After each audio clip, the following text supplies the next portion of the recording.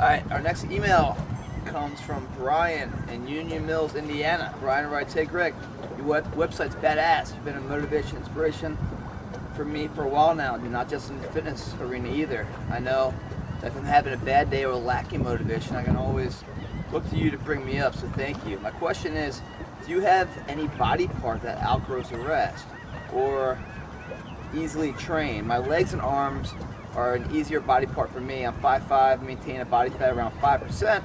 My arms are about 14.5 relaxed, but my calves are around 15. I think my chest is my problem area, and I really concentrate on it.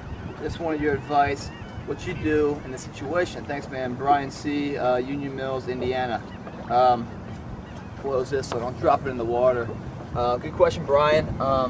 Great question. Just a corner location here. I'm in Virginia Beach right now. My sister just had her second child, and so I took a red eye in, and I was there for that, and here for the celebration. And it's a really, it's a birth of life, man. It's something so special, and I look forward to that day one day, but not today or tomorrow. Anyway, I figured I'd take advantage of this setting because I don't have this kind of backdrop in my house and change up the environment. To your question, Brian, okay. First of all, you say your arms are like 15.5 and your calves are around 15 or 14 or something like that. That's about the right proportion. If you go to the body anatomy chart, you know, different sizes, your calves and your body should be about the same. So don't think you're off there. Now, if your chest is growing not into configuration or the same speed of which that you like the rest of your body to, you're not going to want to hear this, but you got to change your workout up, man. Believe it or not, you are tailoring your workouts to your strengths. It's very common. Everyone does that. It's called pride. People go into the gym and they lift the strongest muscle group first.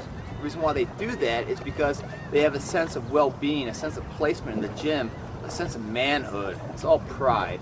And so they do that first to kind of establish themselves in the gym, so they feel like they have a set of self-worth there. There's a lot of bullshit, man. Pride is your worst enemy in the gym. When I say that, you got to check it at the door when you come in there. Walk in there with no pride. Don't worry about who's looking at you. If you start lifting for them to entertain them, for one, you're taking the effort, and it takes all the strength and effort you have mentally and physically to transform yourself. So why give them any of it? Because, you know, they're not doing the work, you're doing the work. So fuck them, right? But people will go and they try to lift weight for somebody else and try to impress somebody, and what happens? They get injured.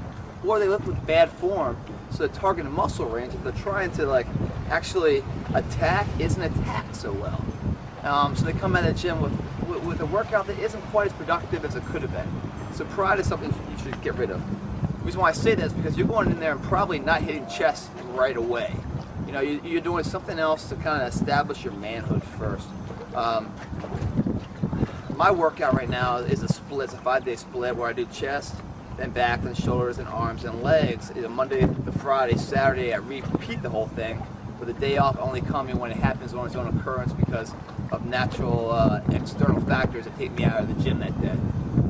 But if you're finding, guys, that there's a muscle group that isn't quite developing as much as another area, it's because you're not giving it enough attention. So change your workout entirely.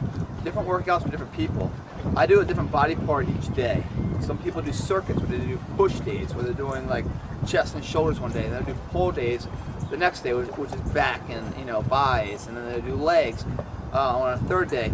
So they're getting all the pushes in one day, all the pulls in another day. Other people do circuits, where they're on an upper body circuit, then a lower body circuit. Whatever it is you're doing, really dissect what you're doing. And I guarantee you'll find a key of why one muscle group is not growing to the levels as the others. Maybe if chest, Brian, you're talking about chest isn't quite as developed as the other ones. Maybe you're hitting chest at like a later point in your workout. I'm not quite sure what your workout is, so I can't quite answer your question as scientific as maybe if we worked out together and I could actually see what you're doing. But all right, so for me, I'm doing a different body part a day, right? Now, if I was in a situation where one point was weaker than the other, then I'd start the week off fresh with that first, you know? And then I'd go through the workout, and as I finished off, I'd end with that too. Then take a day or so, or throw legs, something there. Instead of doing just chest, back, shoulders, arms, legs, if chest is my weak area, I go chest, back, chest, you know, arms, shoulder, legs, you know, so I'm hitting it. The frequency is hitting twice as much as the other portions. And then the second day I'm doing that, in that cycle, one's going to be a heavy day, the other day is going to be a total light day, lightweight, high reps. So I'm hitting a mass one day and then a stridation the other day, shocking the system in both avenues. Now for chest, and this is a common occurrence for a lot of people, if your chest is, you're finding your chest development is weaker, it's probably the same thing that I did when I first started out. My shoulders are more developed when I first started. So what I was doing, believe it or not, I was pressing the weight, but my shoulders were rotated forward. So I was pressing like this. When I was doing that, I was taking my chest out of the equation. And my shoulders were getting taxed with all the weight. So I was lifting my shoulders more than my chest. Proper form is everything. And it's almost to the point, if you find one area of your body being weaker than the others, go back down to stupid simple. When I say stupid simple, put the weight really light. You know, I mean, you don't need a lot of weight to feel it in your really lightweight. Get on the bench press and really rock your shoulders back, right? So your chest is really pumped up. Think about the targeted muscle group. You're actually thinking about the muscle group you're trying to lift. So when you lift it, you're thinking chest, flexing at the top, holding it for a second, coming down, hold for another second, and then power back up with a light weight. If you cannot feel those muscle groups that you're trying to target group in lightweight, proper form, then you're doing something totally wrong. Until you can feel that chest being worked with a light weight, do not throw more weight on there. Your form's off.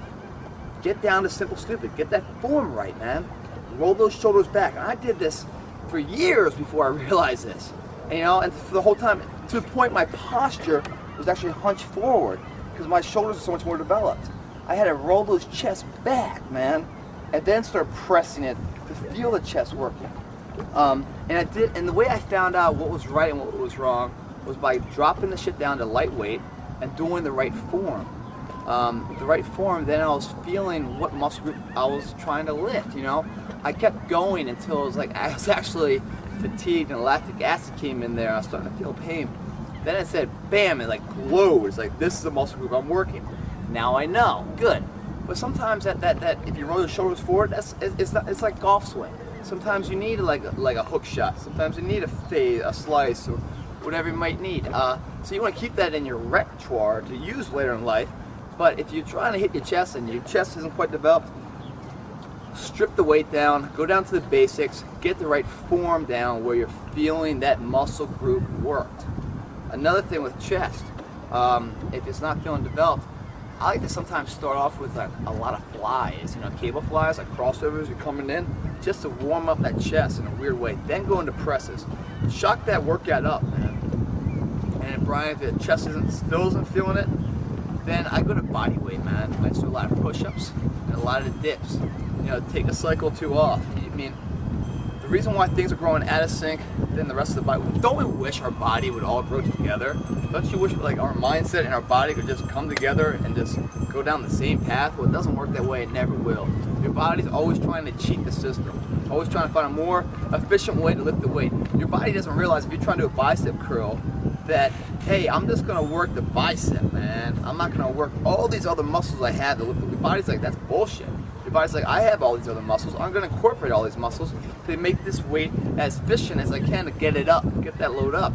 It doesn't realize I just want to grow this one area. It doesn't quite understand that. Probably because your body lives for survival, where we kind of live for the vanity of looking good, which your body doesn't understand. That's not part of Darwinism, looking good, you know. Can you imagine like a lion out in the wild, like combing his hair and looking good, and all of a sudden just gets fucking killed? Yeah, so much for looking good. Anyway, so Brian, break it down. All right, one, change your workout up so that your workouts now are stressing the missing link, that missing muscle group that you're trying to work more frequently in your workout. So you're hitting it from the beginning and then sometime towards the middle end.